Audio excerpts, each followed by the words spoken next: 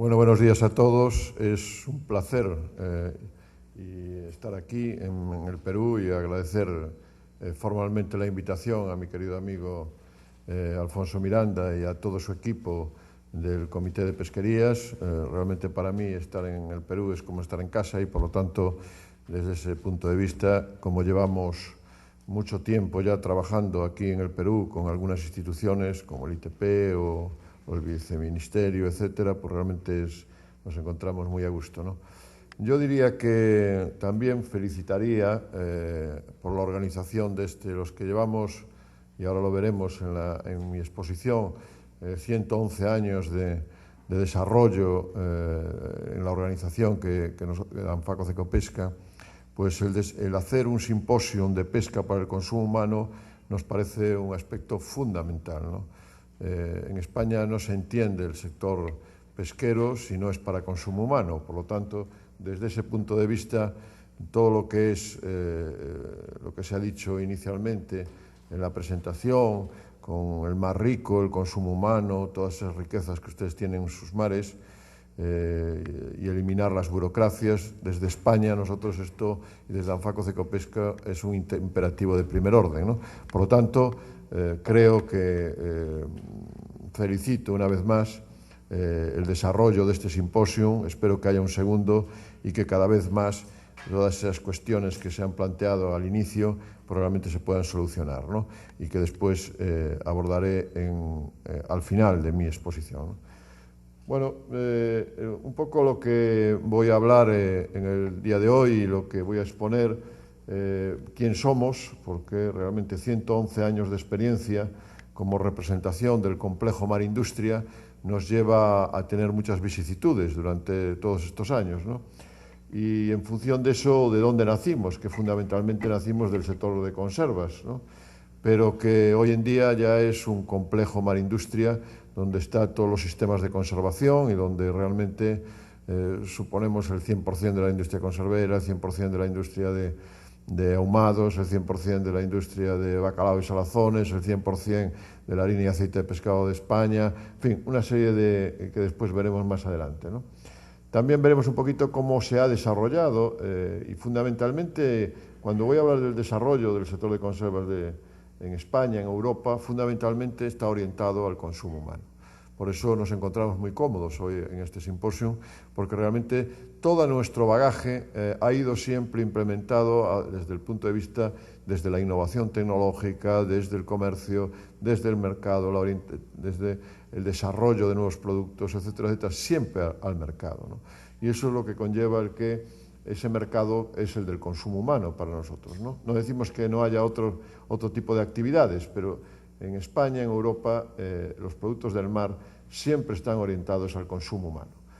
Y después veremos un poquito los condicionantes del entorno y las líneas estratégicas que el sector ha llevado a cabo focalizando lo que me han pedido desde la Sociedad Nacional de Industrias, que en este simposio, que es la experiencia española en cuanto a conserva de pescados y mariscos en la actualidad.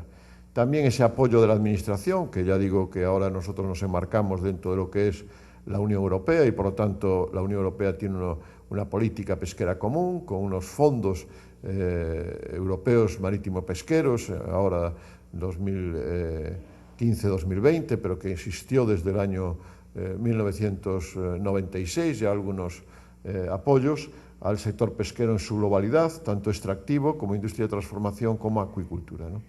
Y después sacaré algunas conclusiones que pueden venir bien a la hora de enfocar de cara al futuro desde el Perú lo que es, bueno, todas esas cuestiones que se han hablado en el principio, ¿no? Que era un marco normativo adecuado, eliminar trabas burocráticas, es fundamental. Realmente los gobiernos deben estar orientados a defender a su entorno, ¿no? Y yo creo que eso, actuar con celeridad, es también, como decía, un imperativo de primer orden, y yo creo que además estoy totalmente alineado con algunas de las cuestiones que aquí se han planteado al principio, de que, y sobre todo aquí, que el legislador debe preocuparse por el consumo humano cada vez más. En Europa ya no hay vuelta atrás. El legislador, desde siempre, y yo que participé en la primera reglamento comunitario del año 1993, 92 de acuicultura, 93 de transformación de productos de la pesca y de la acuicultura, pues realmente la preocupación ha sido siempre el consumo humano.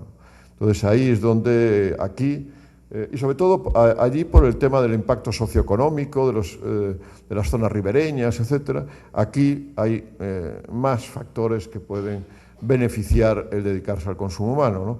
Que es por una parte esa población que necesita proteína de pescado para su nutrición, por lo tanto, algunas de las cuestiones que se planteaban de reducir esa desnutrición. Otra parte es dar empleo, y yo creo que eso en una actividad socioeconómica es fundamental, dar empleo, ¿no? Hay que ganar dinero, hay que ganar todos. Gana el país con el empleo, ganan los empresarios que apuestan, etcétera, etcétera, ¿no? Yo creo que hay una actividad y, por lo tanto, como país también se puede exportar y, por lo tanto, esa exportación produce recursos también, ¿no?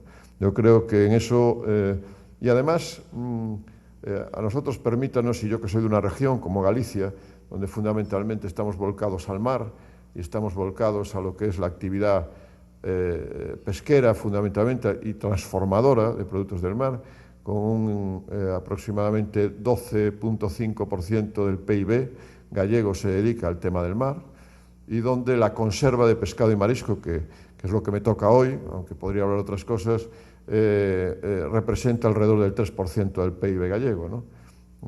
Somos el 67,5% de la producción de la Unión Europea, somos el 87% de la producción de España y la segunda zona productora mundial.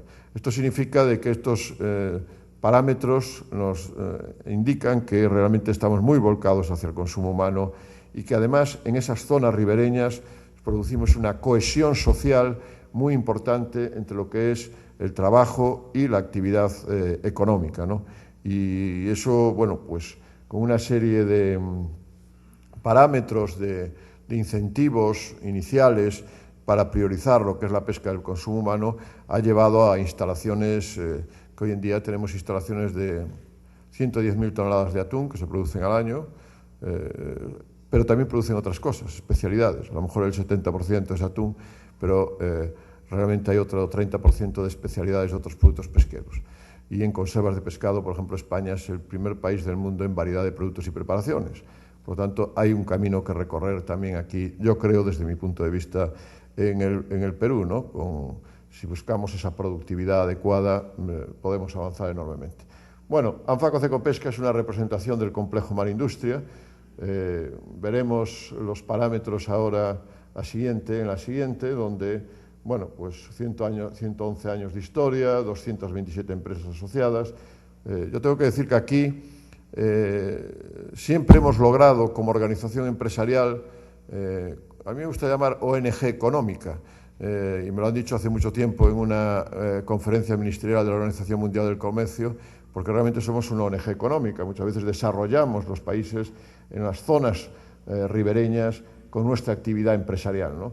Y eso conlleva el que realmente, bueno, pues tengamos 227 empresas asociadas en todos los eslabones, por lo tanto es un auténtico clúster del ámbito marino y alimentario, que son todos los parámetros que a mí me gusta también decir, porque todos los productos del mar son alimentación, y como alimentación, pues el clúster es un clúster marino alimentario, ¿no?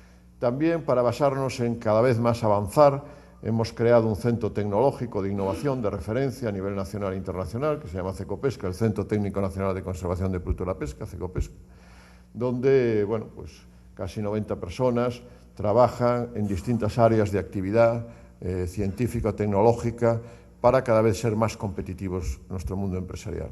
Y ahí es donde basamos dos aspectos fundamentales de la actividad de nuestras empresas, que es, por un lado, lo que es la internalización del sector, con ese aseguramiento, el abastecimiento de la materia prima, y, por otro lado, lo que es la innovación tecnológica para ser cada vez más competitivos en este mercado globalizado que tenemos, que es el mundo, ¿no?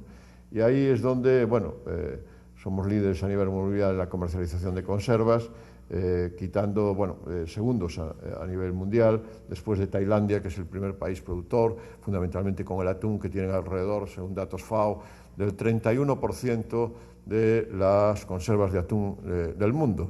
Nosotros somos el segundo con el 14, el tercero es entre Ecuador y Estados Unidos, están disputando ahí y están un poco más abajo, ¿no? Pero realmente, bueno, yo creo que desde nuestro punto de vista hemos logrado ser en este momento desde Vigo, que es donde tenemos la sede central, alternativa banco en algunas cuestiones muy importantes que después iremos viendo, ¿no? La facturación de nuestras empresas está alrededor de 6.500 millones de euros, el conjunto global de nuestro clúster marino alimentario, y con un empleo alrededor de 25.000 trabajadores. Hay grandes multinacionales, pero también hay pequeñas, medianas empresas y microempresas, y yo creo que ese es el bagaje de experiencia que a nosotros nos da el que muchas cuestiones que se pueden implementar y desarrollar en la gran empresa, después hay que traducirlo a la pequeña, mediana y microempresa para poder llevarlo adelante. Y ahí es donde estamos teniendo esa actividad, ¿no? Y fundamentalmente que el elevado número de pymes, de pequeñas y medianas empresas, pues aunque, como dice ahí bien en la pantalla, pues las grandes empresas suponen el 6% del total y concentran el 70% de la cifra de negocio, hay otra, y el 55% del empleo, hay otras empresas donde realmente se focaliza para que puedan ser cada vez más competitivas y más eficientes internamente, y veremos más adelante, ¿no? Hemos logrado también, en los años 80 aproximadamente estábamos en una exportación de alrededor del 20%, ¿no?, de nuestra producción. Habíamos empezado, y como veremos,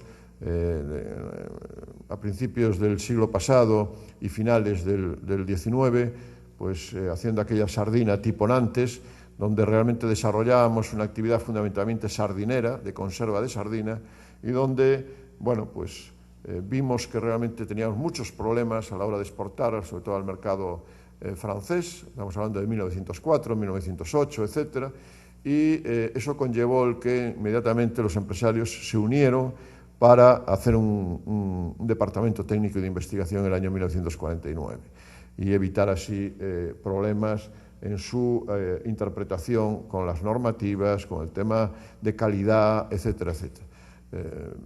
Vean que realmente hablar de calidad en el año 1949 no es fácil, Sin embargo, este sector ya empezó con un departamento técnico de investigación para intentar buscar el que la calidad, la seguridad alimentaria, aspectos que hoy en día ya manejamos de una manera muy fácil, pues realmente en aquella época no lo era tanto. Y acuérdense que España estaba saliendo de una guerra civil. Entonces, por lo tanto, bueno, hay cuestiones que yo creo que fue un éxito empresarial de las propias empresas de decidir el desarrollar conjuntamente una actividad en la cual venía en beneficio de todos, en lo que sumaban y no en lo que se resta. Porque realmente se unían para sumar, no para restar. Porque al final todos son competidores en el mercado. Y al ser competidores en el mercado, ellos, cada uno tiene su estrategia determinada. Pero ellos se unían para sumar, en lo que podían sumar y en lo que podían ser más fuertes sumando, ¿no? La siguiente. Bueno, los sectores integrados en Anfaco Cecopesca a día de hoy, como ven ahí, bueno, pues desde Conserva de Pescados y Mariscos, que fue donde nacimos, en aquel 28 de febrero de 1904 como organización empresarial. Somos la organización empresarial más antigua de España en este momento, y sectorial. Y inmediatamente el sector de congelados, refrigerados y elaborados, pues también está en una proporción muy grande. Aceite y harina de pescado, bacalao y salazones, maquinaria, envases. Como ven, materias primas, productos conservados, mejillón, cocción, depuración, envases y embalajes. Con esto lo que queremos decir es que nos hemos unido en clúster y como clúster intentamos ser más eficientes entre todos, solucionando entre todos los problemas desde el punto de vista técnico, comerciales, administración, con la administración, etcétera, etcétera. Y eso nos da, bueno, el que realmente seamos bien oídos por parte de las administraciones a la hora de llevar nuestras inquietudes, Y eso es fundamental porque realmente la administración lo que debe hacer, los gobiernos, es poner el campo de juego adecuado y el mundo empresarial jugar en él de manera adecuada y ser cada vez más eficientes y competitivos, ¿no? La siguiente. Bueno, esta es un poco la historia y la trayectoria nuestra, antes de pasar a lo que es la industria de conservera nuestra, donde en 1904 pues, empezamos con la Ría de Vigo, donde eran unos empresarios Estamos hablando de esa época, se llegó hasta 450 empresas. En este momento quedan 67, pero mucho más eficientes, mucho más tecnificadas. Yo creo que tenemos las plantas tecnológicamente más avanzadas a nivel internacional, y yo creo que esto nos hace poder competir no por mano de obra, que no vamos a competir con el mundo asiático y otras zonas del mundo, sino por tecnología, por calidad de productos, seguridad alimentaria, una serie de atributos que hoy en día el consumidor, que somos todos, valoran de una manera muy importante. Hemos ido evolucionando en el tiempo, incluso creamos un órgano de una revista Industria Conservera en el año 1934, donde el órgano de comunicación nuestro hacia el exterior, y la creación de ese Departamento Técnico de Investigación, que también es un hito importante, en el año 1949. Si se fijan, con este organigrama hasta ahí, logramos dar un salto de todo el siglo XX, pero a finales del siglo XX, por los años 89, 86, 89, pensamos que teníamos que ganar el reto del siglo XXI. Y para ahí dimos un salto muy importante de aquel Departamento Técnico y de Investigación que teníamos a un centro de innovación y tecnología. Un centro de innovación y tecnología con casi 11.000 metros cuadrados que tenemos ahora, y estamos desarrollando una nueva unidad de 6.000 metros cuadrados, con 6 plantas de 1.000 metros cuadrados, en el cual, bueno, pues toda la parte de seguridad alimentaria, de tecnología, de investigación, de desarrollo de productos, etcétera, pues a través de nuestra Oficina de Transferencia de Resultados de Investigación, la Unidad de Innovación Internacional, pues intentamos transferir a las empresas de nuestro entorno, ¿no? Ahí, bueno, pues hemos sido premiados, como bien hay en muchos sitios. Además, somos laboratorio oficial de la propio Reino de España. Eso significa de que las cosas hay que hacerlas. Somos buenos, lo parecemos y lo somos también, ¿no? Hay que serlo, parecerlo y de una manera muy importante, ya que somos auditados prácticamente todos los años por la Entidad Nacional de Acreditación, ¿no? Y por lo tanto, aunque tengamos una base asociativa empresarial muy importante, al final siempre somos bien valorados, ¿no? La siguiente.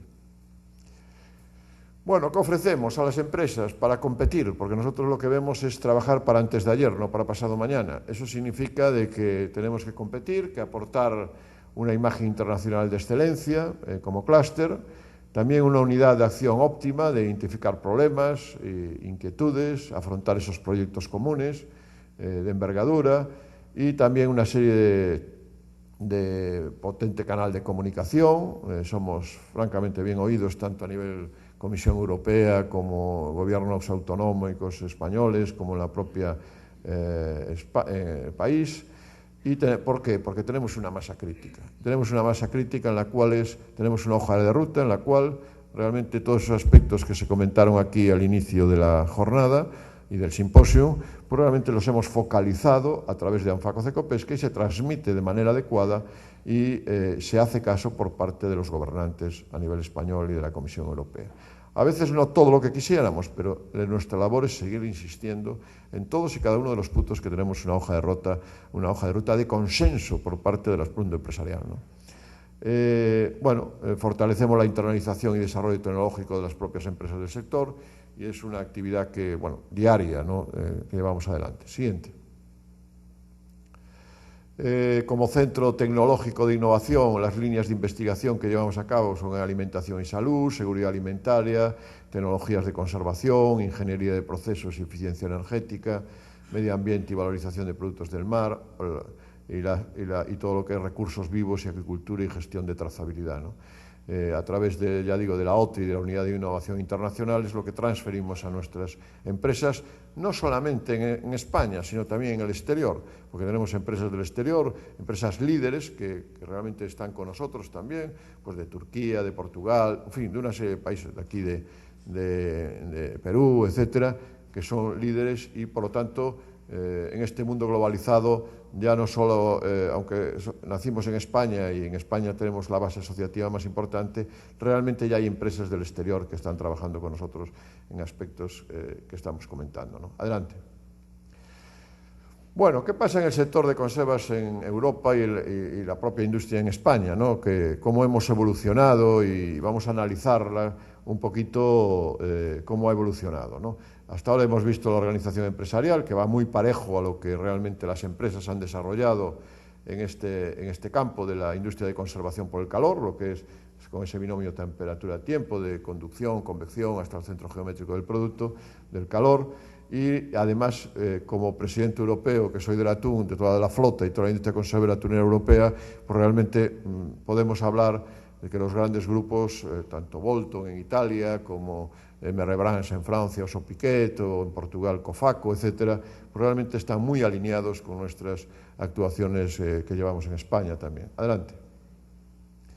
Bueno, la industria conservera, se ha dicho antes, nosotros también tenemos un museo en la propia organización, donde tenemos el primer libro, aquel Nicolas Appert, que se habló antes de los sistemas de conservación, esto por el calor, y el primer libro que editó él con aquellos 12.000 francos que Napoleón dio para desarrollar lo que era la nueva terminología de conservación de producto a través del calor, ¿no?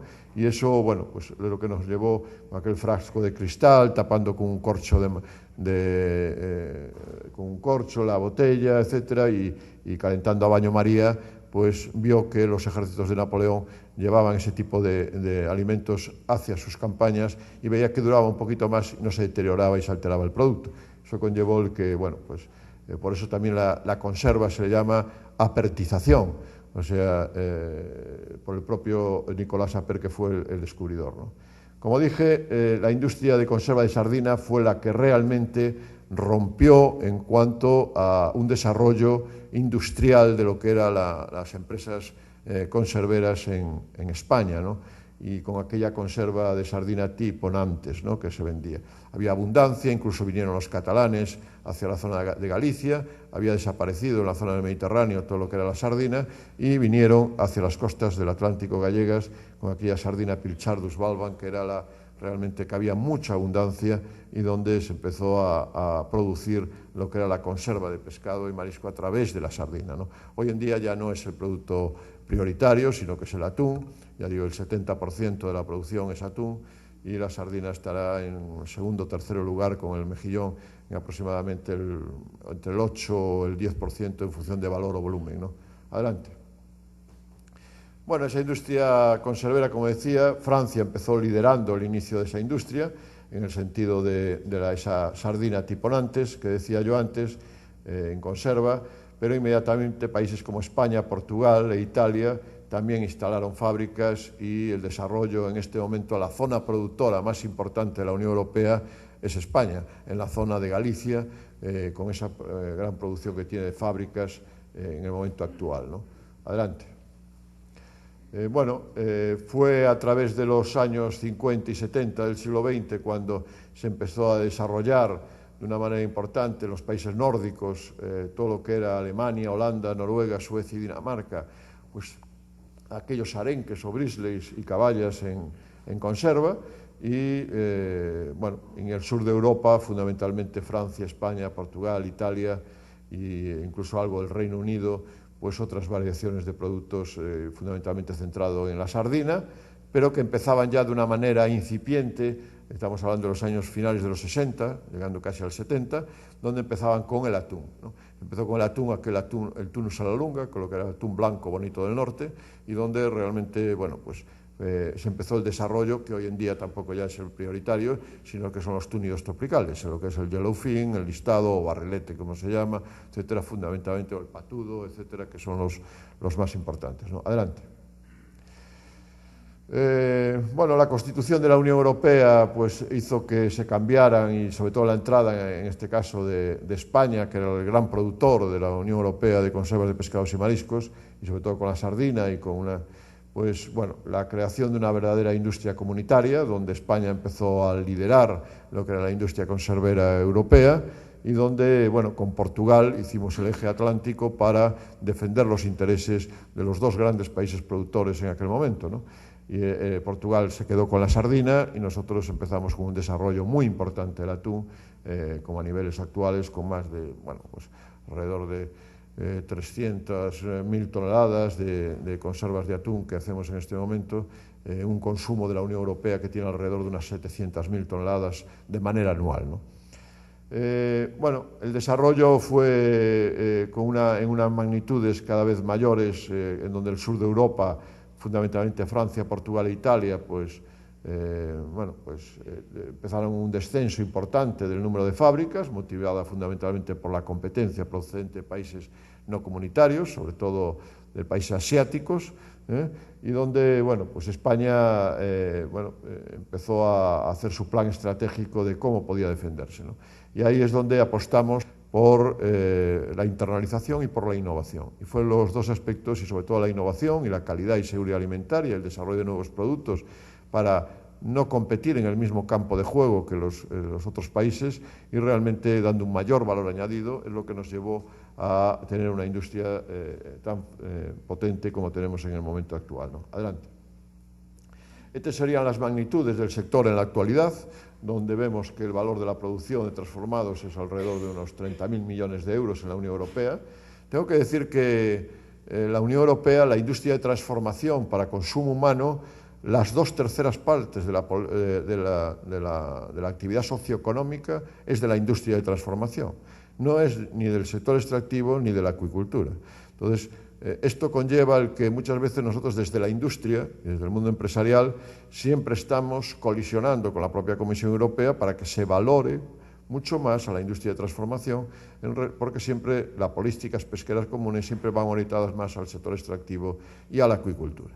Entonces la industria da, y tenemos ahí los datos, las 2/3 partes de la actividad socioeconómica de la Unión Europea.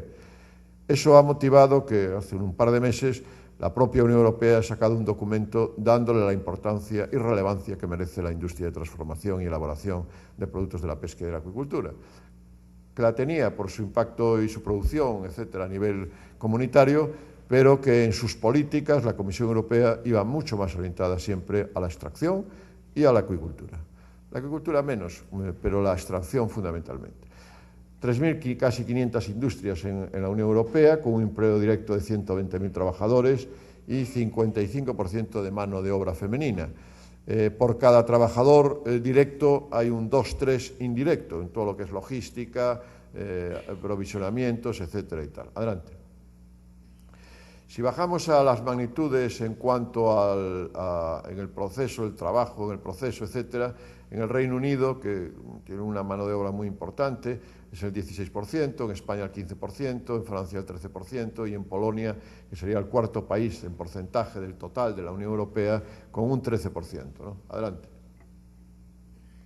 En cuanto a otra magnitud, que es fundamentalmente el top de países en cuanto a lo que es el sector pesquero, indicadores de la industria de transformación de pescado y marisco en la Unión Europea, esto ya no es centrado solo en la conserva, sino en otras actividades de conservación, refrigerado, congelado, seco-salado, ahumado, etcétera, etcétera. Entonces el Reino Unido tiene el 27%, España el 20%, Francia el 17% y Portugal, este sería el top 4 de Europa, el 7%. Adelante. Son datos oficiales de la Dirección General Mare de la Comisión Europea, por lo tanto no me lo estoy inventando, son realmente reales, tal como es.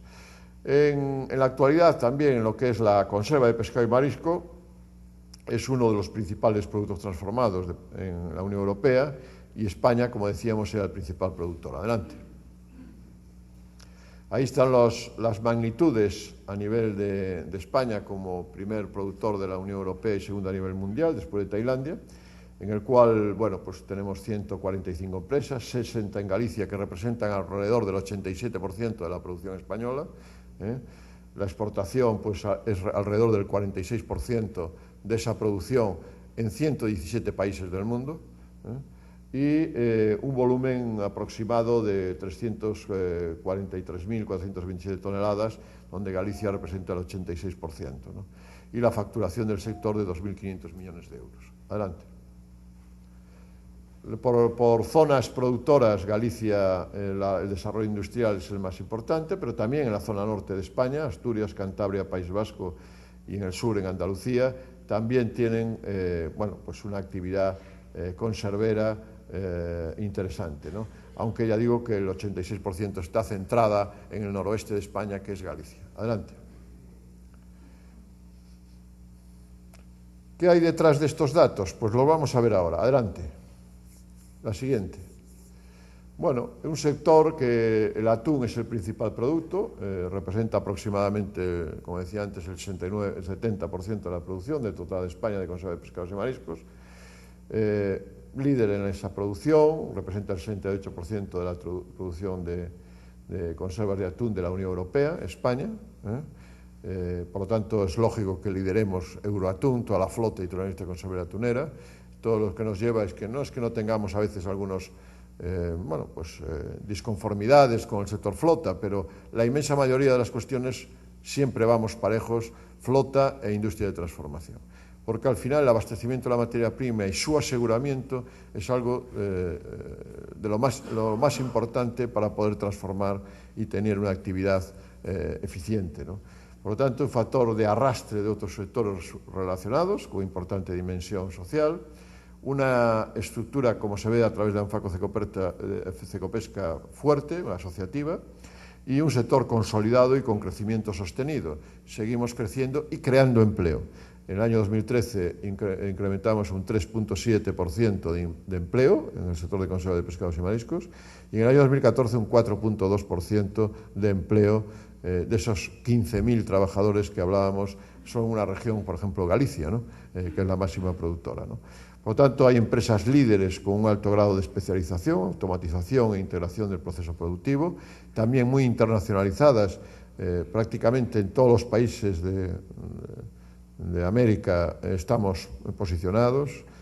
Tenemos plantas en El Salvador, Guatemala, Ecuador, Perú, Chile, Argentina, no sé si se me escapa alguno de aquí de esta zona. No, creo que no. Por lo tanto, es un sector exportador, destinado al comercio internacional, pero nosotros vemos esa internalización en doble sentido. Uno, que es la exportación en sí, que es el 46% de nuestra producción, pero la otra es posicionarse en países terceros en doble vertiente. Una, asegurarse el abastecimiento de materia prima. Dos, abordar mercados locales, desde ese posicionamiento que nosotros tenemos en esos países terceros, ¿no? Tanto de Iberoamérica como de África, ¿no? Por lo tanto, la conserva de atún es el principal producto exportado por el sector. En el 2014 ya digo que es el 68% del volumen total de las exportaciones de conserva de pescados y mariscos. Es el primer producto de exportación de España del mundo del mar, la conserva de atún. Esto lo sabe muy poca gente, pero es que es real de los datos. El primer producto de exportación de España del mundo del mar es la conserva de atún, ¿no? Y a partir de ahí me gustaría hacer énfasis en la otra parte importante. La parte económica es muy importante, pero también la parte, si queremos tener un sector moderno, tecnológicamente avanzado y competitivo, necesitamos innovar. Necesitamos diferenciarnos como estrategia de desarrollo de nuestras empresas para posicionarnos en la actividad internacional, ¿no? Un sector con tradición, con experiencia, con know-how, pero que hay que seguir avanzando. Y ahí es donde, a través de la I+D+I, es donde estamos poniendo con unidades mixtas de investigación, con grupos muy importantes, como habrán oído el Grupo Calvo, el Grupo Geal Sarriá en Xeira Escurís, etcétera, etcétera. Tenemos unidades mixtas de investigación anuales de 2,7 millones de euros cada año. Eso significa de que para ganar esa diferenciación como estrategia de desarrollo tenemos que ir avanzando desde el punto de vista tecnológico para tener lo que ahora veremos más adelante, que es la industria 4.0 que queremos lograr en el horizonte 2020. Por lo tanto, la siguiente. Tenemos un compromiso con la alimentación sana y saludable, como no podía ser menos. Son productos pesqueros y las conservas con esa seguridad alimentaria y con esos estándares de calidad internos que tenemos muy importantes. Adelante. Damos un compromiso con la sostenibilidad también, no solo sostenibilidad socioeconómica, sino también sostenibilidad ambiental y corporativa, de RSC, etcétera, etcétera. Apoyamos y formamos parte de la Global Compact de la ONU. ¿Y cómo ha evolucionado hasta haber conseguido posicionarse como uno de los sectores líderes a nivel internacional? Pues estas serían preguntas que nos haríamos siempre. Pues adelante.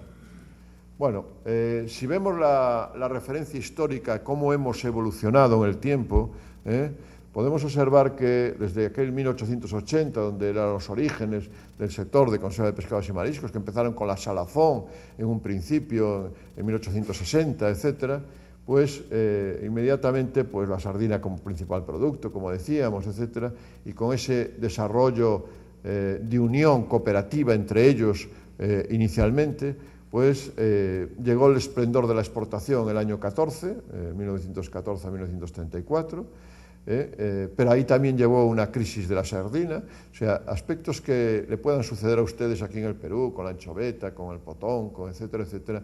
A nosotros también nos ha pasado en nuestras zonas, en el sentido de que hubo una crisis de la sardina, primera, una segunda crisis de la sardina, en fin, la Gran Depresión afecta al mercado internacional, pérdida de mercados internacionales, etcétera, etcétera, ¿no? Y eso nos llevó que en el año, en el periodo 35-59, esa creación del Departamento Técnico de Investigación, donde apostamos por la parte internacional, pero también por la parte de innovación. Adelante. Ya en los 60-70, bueno, pues incluso considerábamos que la capacitación del personal de nuestras empresas tenía que ser también uno de los aspectos fundamentales para que las empresas pudieran desarrollarse cada vez más.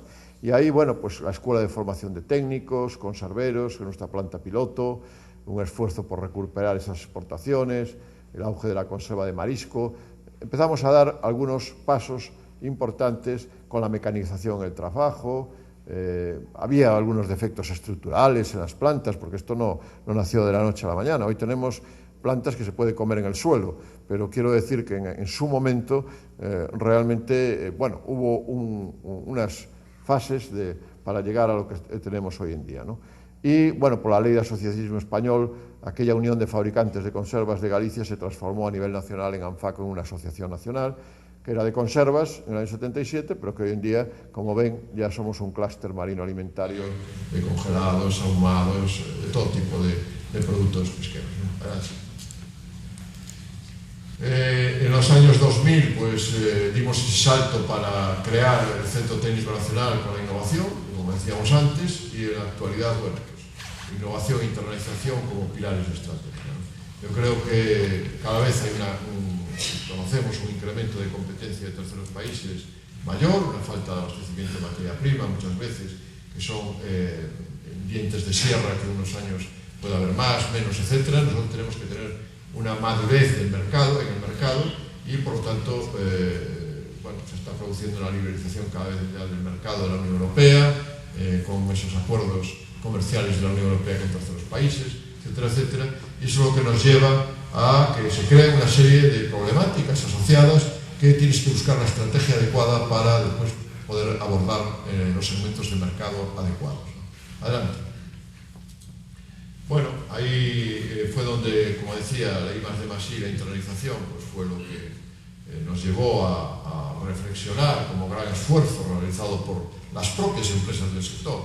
Esto no es un éxito de los que estamos al frente de la organización, sino de las propias empresas que creyeron en el proyecto de conjuntamente, sumando esfuerzos en lo que podían sumar, realmente podían llegar a ser más fuertes a nivel internacional y a nivel de comercialización de los mercados, ¿no? Y ahí, bueno, pues con el apoyo de las administraciones, principalmente en los ámbitos de fondos estructurales, promoción, innovación, internalización, pues se ha avanzado hasta las empresas que tenemos en este momento realmente bastante bien dimensionadas en todos estos aspectos. Adelante.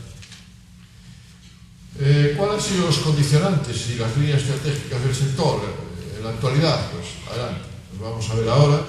Fundamentalmente, bueno, lo que decía, abastecimiento de materia prima. Yo creo que el aseguramiento del abastecimiento de la materia prima es fundamental para seguir produciendo de cara al futuro, por lo tanto, y competir en un mercado globalizado desde España, en la Unión Europea, en el mundo, ¿no?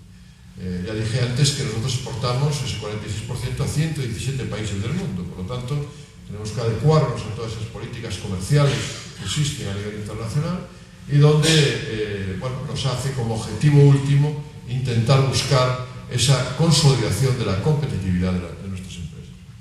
La estrategia, ¿cuál ha sido? Pues internalización, innovación, sostenibilidad, seguridad alimentaria, desde el punto de vista de la inocuidad y, bueno, después hablaremos de algunas cuestiones que estamos desarrollando ahora de una manera muy importante, pero siempre con la orientación y demanda a los gobiernos, tanto de la Unión Europea como de terceros países, que el level playing field en el mercado debe ser fundamental. Todos debemos jugar con las mismas normas, todos debemos ser vigilados y controlados por esas mismas normas, porque si no, realmente estamos haciendo, como se suele decir en España, un pan con tortas. Entonces realmente estamos perjudicando la actividad de unos con respecto a otros y estamos produciendo lo que es una actividad o defendiendo de manera discontinua lo que es una actividad empresarial. Adelante. Bueno, los retos en este momento nuestros son realmente añadir valor, cada vez más valor a nuestros productos en función de lo que demanda el propio consumidor. El consumidor que demanda cada vez productos más saludables, con elementos funcionales, más fáciles de preparar, una serie de condicionantes que todos conocemos y que conlleva que con la experiencia, la tradición y el know-how que tenemos de la producción y la comercialización y aplicando esa internalización e innovación, pues podamos, y con el abastecimiento de materia prima adecuado, podamos competir de manera leal en los mercados con esas condiciones competitivas que nosotros estamos creando de manera sostenible. Adelante. También un pilar estratégico es el aseguramiento, como decía, el aseguramiento de materia prima, y las principales vías de internalización que nosotros tenemos en este momento es la exportación, inversiones en terceros países y cooperación y alianzas. Yo creo que eso es lo fundamental. Si tú no tienes una economía de escala necesaria para poder abordar una serie de mercados, tú tienes que cooperar o aliarte con otros. Eso lo sabemos todos, pero al final hay que hacerlo de una manera no traumática, porque muchas veces todo ese tipo de alianzas lo que producen es disfunciones muy importantes. Esto es lo que realmente desde España, que ocupa las primeras posiciones en el ranking de los países exportadores, pues realmente tiene una estrategia de comercialización de mercados exteriores muy adecuada en este sentido de que estamos hablando. Adelante. Bueno, consolidar la presencia en los principales mercados de la Unión Europea es uno de los aspectos nuestros.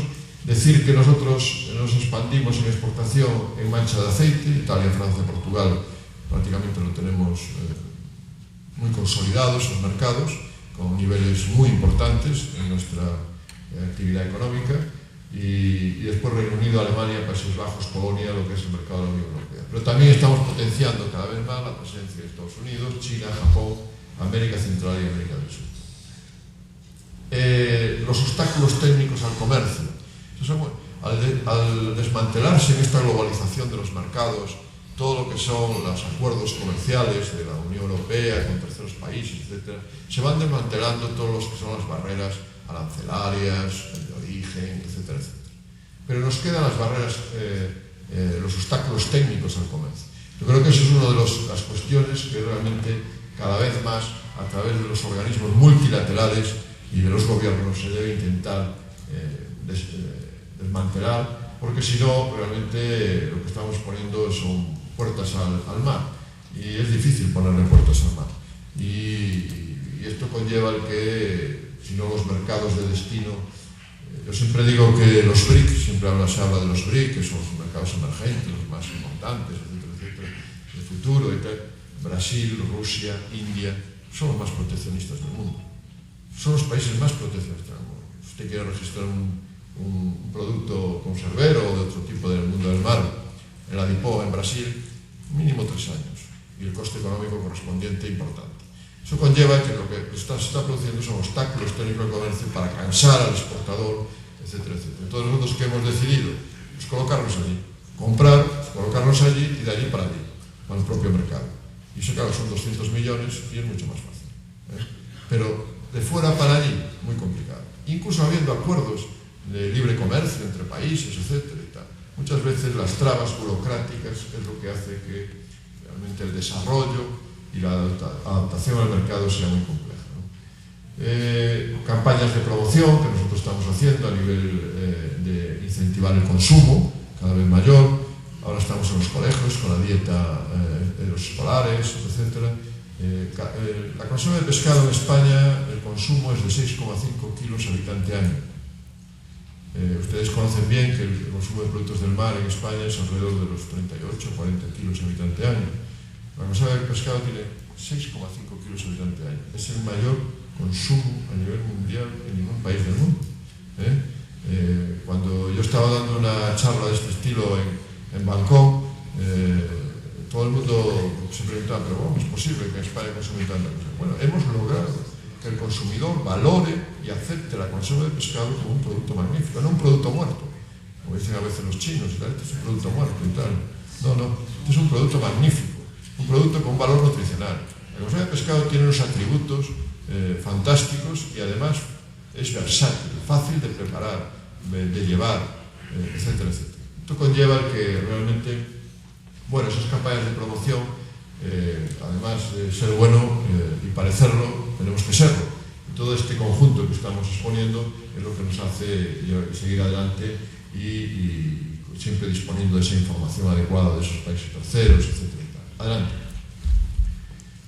Bueno, y en la innovación como herramienta de seguridad alimentaria, de desarrollo de nuevos productos, de mejora de procesos logísticos, de nuevas soluciones tecnológicas a través de las TIC, nuevas soluciones de envasado. Nosotros ya estamos tendiendo a eliminar lo que es la esterilización de las conservas. Estamos con el aspecto hiperbárico a través de la presión. Claro, solo el prototipo piloto vale 1 millón de euros. Lo estamos probando y esto lo están llevando bien. Y eso conlleva que para economías de escala grandes de producción de conserva de pescado, quizás en un futuro no muy lejano, bastante próximo, ya no se esterilizará, que ganaremos en valor nutritivo, ganaremos en posicionamiento del producto en el mercado, mucho mejor en textura, etcétera, etcétera. Adelante. Y eso es lo que nos lleva a lo que la fábrica 4.0, que la tienen ahí, lo que nosotros esperamos y estamos trabajando en este momento en el horizonte 2020-2022, que es más automatizada, por lo tanto más flexible, más inteligente, por lo tanto interaccional con lo social, más sostenible, por lo tanto más conectada en el interior del proceso productivo y orientada al cliente. Yo creo que con estos parámetros el futuro de la fábrica conservera alimentaria, que yo llamo, pues realmente seremos muy, aunque de forma inteligente, haremos conservas muy eficientes, seremos cada vez más competitivos. Adelante. Bueno, también de producto como producto saludable, nuevos formatos y presentaciones, distintivos de calidad, gestión y control de riesgos, autenticidad alimentaria a través de la biología molecular es fundamental. No podemos consentir un mercado de fraude. Este mercado del pescado, en unas épocas, en el mercado, uno le llamaba lenguado a muchísimas especies. Y los que conocemos un poquito esto, pues realmente hay que poner a cada cosa en su sitio. No se puede llamar lenguado a todo. Al fletán, al propio lenguado y a otras especies que se estaban mandando, que no quiero ahora señalar a nadie, pero realmente se estaba haciendo. Y eso conlleva que cada vez los sistemas de control y de calidad y seguridad alimentaria cada vez son mayores, a través de la biología molecular, y tienes detectado perfectamente qué producto es cuál, qué es qué. También automatización de procesos, tecnologías TIC, aspectos medioambientales, otro de los aspectos que cada vez más valorará el consumidor de cara al futuro. Valorará lo que es la sostenibilidad del recurso, todo lo relacionado con la pesca ilegal y no reglamentada, todas estas cuestiones cada vez, el próximo mes de octubre, la primera semana, el Código de Pesca Responsable, creo que la FAO, pues en 20 años, lleva adelante con él, etcétera, etcétera, y los pondrá allí como una onomástica, ¿no? Pero yo creo que cada vez más el consumidor pide productos más sostenibles, más responsables, que nosotros cuidemos el medio ambiente, que valoremos perfectamente y minimicemos los descartes. La Unión Europea ha sacado una política pesquera común de prácticamente descartes, aún no sabe cómo lo va a hacer, pero creo que de descartes cero. Esto es una cosa que realmente no es fácil de hacer de la noche a la mañana, ¿no? y valorización de esos productos. Yo siempre echo de menos en el sector cárnico que de 1 kilo sacan 1,5 kilos. En el pescado de 1 kilo sacamos 600, 700 gramos. Cada vez valorizamos más las conchas, no sé qué, etc. Pero yo creo que nos queda un recorrido a través de la innovación para hacer como nuestros compañeros del mundo de la carne. Adelante. Después la sostenibilidad, entendida como integración de los pilares básicos, ¿no? Que son no solamente el tema económico, que también que es fundamental, sino también la parte social y la parte medioambiental. Y ahí entra todo, la parte medioambiental, no solamente lo que es los efluentes líquidos, los gases, el cambio climático, sino también el recurso cuando nosotros cogemos el recurso. Adelante. Y en el recurso pesquero, bueno, yo creo que la pesca responsable y sostenible, fundamental. Desde luego, nosotros no entendemos un abastecimiento ya de materia prima que no sea de manera responsable y sostenible. Nos lo pide el consumidor europeo, pero de una manera importante y cada vez más. Y cada vez las ONG de desarrollo están cada vez más en este camino. Y nosotros tenemos que estar aliados para que el consumidor confíe en nuestros productos cada vez más.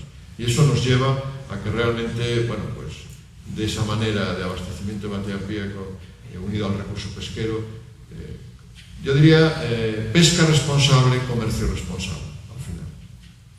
Es lo que realmente tendríamos que hacer. Adelante. Bueno, el cumplimiento de normativas, ustedes las conocen, el régimen de pesca, de control de pesca ilegal y no reglamentada de la Unión Europea, es un tema que en este momento, también le tengo que decir que fundamentalmente España y Portugal son los que lo están cumpliendo a rajatabla. Lo demás sí se cumple de manera documentaria, pero no de vigilancia y control. Me entenderán, si no después lo explicamos un poquito más. Es una actividad totalmente regulada y comprometida en el medio ambiente y por lo tanto hay que buscar cada vez más la mejora del conocimiento científico para buscar esa pesca legal. Nosotros calculamos, por ejemplo, en el caso del atún, debe haber alrededor de unas entre 300.000 y 450.000 toneladas de atún en el mundo de pesca ilegal. No es poco, no es nada poco. Por lo tanto, después, claro, esos avatares, dientes de sierra del precio del atún en un momento determinado, cuando nuestros señores de Bangkok deciden, pues ahora lo vamos a dejar caer el precio. No dejan caer el precio porque, claro, tienen unas flotas ribereñas de la zona donde transbordan en alta mar, etcétera, etcétera, con unos precios de 200, 300 dólares la tonelada menores, etcétera, etcétera. Pero tenemos fotografías de todo eso. Lo llevamos a la Unión Europea y, claro, así, claro. Sigamos. Bueno, y la sostenibilidad social y económica viene fundamentalmente por respetar lo que es a las personas. Todo lo que son derechos humanos, laborales, estrictamente en el marco regulatorio establecido, todo lo que es esa responsabilidad social corporativa de la mano de obra tan importante que nosotros tenemos en las plantas y donde, bueno, cada vez más, en este momento estoy negociando el convenio colectivo del sector de 30.000 trabajadores en el sector en España, por lo tanto el día 1 y 2 de octubre estaré allí otra vez en Madrid sobre ello, con las representaciones sindicales. Yo creo que esto es otro de los aspectos en los cuales nosotros tenemos que defender cuestiones adecuadas para que tengamos ese activo tan importante que son nuestros trabajadores en las empresas. Adelante. También cumpliendo el tema internacional del trabajo, de la OIT, de la Organización Internacional del Trabajo, con los convenios de Naciones Unidas sobre derechos humanos, bueno, estas cuestiones que a veces uno se encuentra por las plantas por ahí fuera, de migrantes birmanos y de Sri Lanka, trabajando con 26 a 26 dólares al mes, en unas condiciones infrahumanas, es difícil competir así. Por eso nosotros hemos apostado por la hoja de ruta de la tecnología, porque por mano de obra no lo vamos a ganar nunca, desde Europa y desde España, desde luego. Y creo que ustedes tampoco, por mano de obra así no lo van a ganar. Entonces, por lo tanto, tenemos que ser conscientes de que hay una serie de convenios internacionales que deberemos cumplir y realmente todo lo que es el trabajo infantil, el trabajo forzoso. Nosotros tenemos un vídeo donde en un barco pesquero atunero en la zona de Tailandia, después de trabajar un birmano 16-18 horas, el armador le dijo que había que trabajar más. El compañero birmano estaba allí al lado y el otro le dijo que no trabajaba más y el armador lo tiró al mar, lo dejó en el océano. Esto es real. Nosotros no vamos a trabajar así y ustedes tampoco. Por lo tanto, quiero decir que nosotros el cumplimiento de esas normas y principios y derechos fundamentales en el trabajo debe ser también algo que realmente debemos tener un respeto tremendo, porque es el activo, como digo, más importante en nuestras plantas, los trabajadores, la fuerza del trabajo. Adelante. Bueno, la seguridad alimentaria, desde el punto de vista de inocuidad y todas las certificaciones, etcétera, de seguridad alimentaria, bueno, todos las conocen, son fundamentales ya en el mundo del mercado, para llegar al mercado de manera idónea, y esa gestión de la calidad es fundamental. Ya no me voy a parar más ahí. Adelante, en todos los sistemas que hay. Todo el tema de la trazabilidad, nosotros hemos creado hace 2 semanas el Observatorio de la Trazabilidad Europea, fundamentalmente para la conserva de atún. Lo que no puede pasar es que después de un producto como una conserva de atún que viene de un país asiático, llega al mercado a 3-4 países del mercado de la Unión Europea una conserva de atún sin esterilizar, y está en el mercado. Eso no, yo no soy el que tengo que inspeccionar eso, yo no soy la oficialidad, yo soy el mundo empresarial europeo de la transformación. Y nosotros, la primera empresa del mundo productora de conservas de atún, la cazamos en Polonia, Finlandia, Malta y Alemania con conservas de atún sin esterilizar. Esto no puede ser, esto no puede ser. Entonces, o jugamos todos a la hora de lo que es la trazabilidad, y eso es fundamental, y por lo tanto la custodia, la cadena de custodia de todo lo que es el producto debe tener unas garantías máximas para, desde el punto de vista sanitario y de control de productos. Yo creo que quiero felicitar, porque ayer tuve la oportunidad de visitar las instalaciones del Sanipes, creo que está haciendo un buen trabajo. Yo creo que además va a redundar en beneficio para el mundo empresarial y para los productos del Perú. No tengo duda. Quizás ahora les exijan un poquito de más, pero al final les va a beneficiar en el contexto global, ¿no? Siempre que seamos equilibrados y lo hagamos de manera general para todo el mundo igual, con una competencia leal. Además, adelante.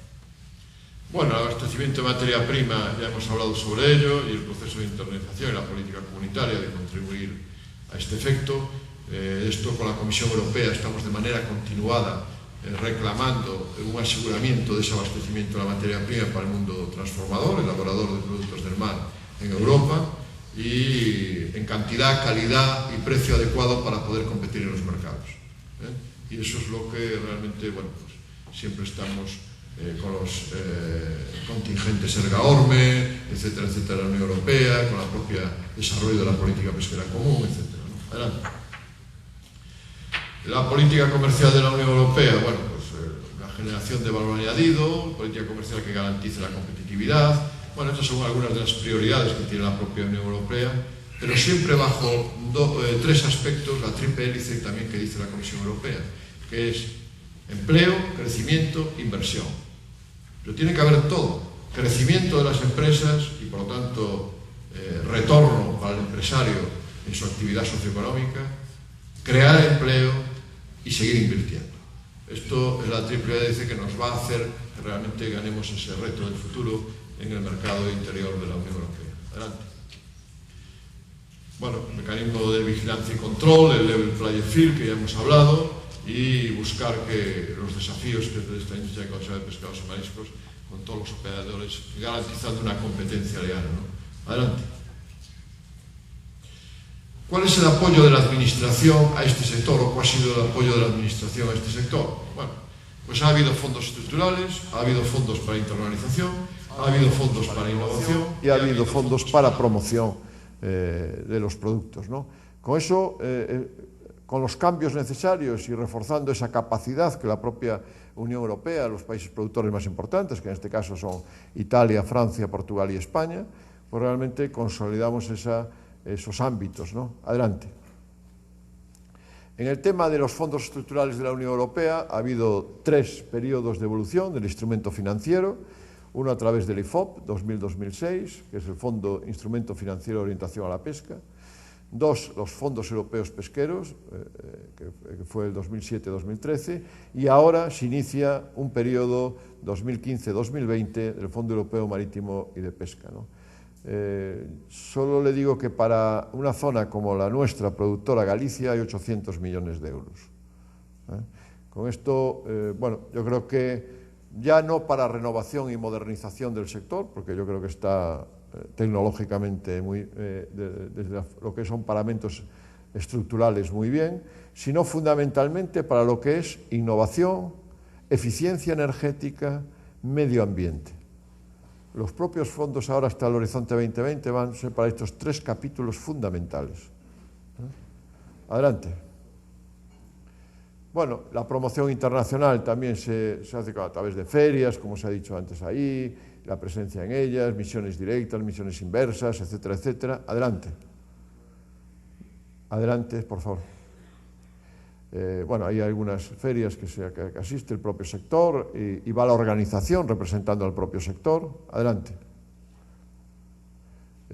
También en misiones comerciales directas, inversas, dentro de esa promoción internacional y de desarrollo de degustaciones. Cada vez ahora estamos ya con las nuevas tecnologías pues haciendo cosas más novedosas de promoción a nivel de nuevas tecnologías. Adelante.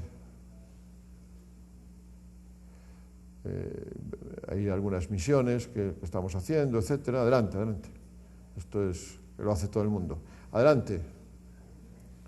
Promoción, en tema de promoción también tenemos un apoyo institucional y lo reclamamos así a los gobiernos del país cuando se desarrolla, e incluso en épocas donde hay crisis, porque yo creo que es fundamental mover el proceso productivo industrial y a las empresas y qué mejor que el apoyo institucional y financiero de los gobiernos para este tipo de cometidos. El Ministerio de Agricultura, Alimentación y Medio Ambiente, la Xunta de Galicia, etcétera, con un esfuerzo para adecuarse y adaptarse a esas demandas de los consumidores. Además, adelante. Bueno, ahí tienen algunos show cooking o en los colegios, por ejemplo, un programa de ponle pilas a tu bocata, que ponle pilas a tu bocadillo, etcétera. O en la feria de Milán, la Expo de Milán, un show cooking que desarrollamos allí en el pabellón de España. Adelante. También concursos de hostelería, tenemos que a los profesionales en esa triple también que decimos hélice muchas veces de gastronomía, actividad física, producto pesquero. Pues ahí pues recetas con alta cocina o edición de libros con ellas, o en fin, o concursos de hostelería en las escuelas de hostelería a nivel nacional e internacional, para que elaboren recetas, como por ejemplo con atún claro en aceite de oliva, en este caso, etcétera, etcétera. Adelante. También actividades relacionadas con la salud, una vida sana, márcate una vida sana, yo tomo atún, etcétera. Adelante. El Camino de Santiago, que es uno de los caminos de peregrinación más importantes. También durante el camino el conocimiento hacia el consumidor, tanto a nivel internacional como a nivel nacional, pues se hace un desarrollo del tesoro del camino, son las conservas de pescados y mariscos que nosotros hacemos, y se dan unas bolsitas con unos sombreros, porque esto se hace siempre en verano y hace mucho sol, etcétera, y se les da unos sombreros que van con las conservas de pescados y mariscos, etcétera, el peregrino, etcétera, etcétera. Adelante. En I+D+I, bueno, las administraciones también tienen a disposición y ponen a disposición de los gobiernos de diferentes programas de apoyo en el ámbito de la innovación, tanto a nivel regional como estatal, ¿no? Y con planes autonómicos de desarrollo de proyectos de investigación, innovación y desarrollo tecnológico, de infraestructura científica, de apoyo a la innovación, a través de unidades mixtas, etcétera, etcétera. También a través del Ministerio de Economía y Competitividad, un plan estatal de investigación científica y técnica, de ciencia y tecnología de innovación, 2013-2020, en fin, una serie de líneas que a través de la Unión Europea la Unión Europea en este periodo, hasta el 2020, va a apostar por la innovación fundamentalmente. Y ahí es donde estamos posicionados. Adelante. A nivel estatal, también el CEDETI, a través de la entidad pública empresarial, también tiene una serie de dependientes del Ministerio de Innovación y Desarrollo Tecnológico, el Fondo Europeo Marítimo Pesquero 2014-2020, también para estos temas de pesca y agricultura. Adelante. A nivel internacional, en el Horizonte 2020, como ciencia excelente, liderazgo industrial, retos sociales, también hay estrategias de Europa 2020 en este momento, a través de investigación e innovación de diversas áreas temáticas en el contexto europeo, en esos 3 grandes ejes. Adelante. Y como conclusión, y para acabar, pues yo creo que una industria de conserva de pescados y mariscos, tanto europea como española, que respeta escrupulosamente los estándares y la normativa, responsable y sostenible de productos, defiende el empleo y la producción en Europa, una industria que apuesta por la internalización, o sea, defendiendo lo que tenemos en Europa, también salimos al exterior para abordar mercados locales y posicionarnos en el exterior, para abordar esos mercados locales, una industria que apuesta por la innovación, desarrollo e investigación, una industria comprometida con la calidad y seguridad alimentaria y una industria comprometida con los principios de responsabilidad empresarial en los ámbitos social, económico y medioambiental. Adelante. Y también, bueno, como conclusión, ese aseguramiento de la materia prima en condiciones competitivas, el level playing field que hablamos y el marco legal estable, porque ahí también los gobiernos tienen mucho que hacer. Si no están cambiando el marco de actuación y la legislación de manera continuada, las empresas necesitamos hacer nuestras programaciones estratégicas a medio y largo plazo. No podemos andar haciendo que nos cambien de hoy para mañana la legislación y con el perjuicio que eso produce al propio tejido empresarial, ¿no? Y efectos, mecanismos de vigilancia y control de la Unión Europea e internacionales. Adelante.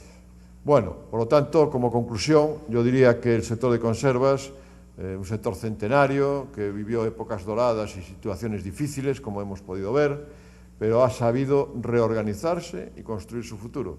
Y por lo tanto, cada vez ser más competitivo.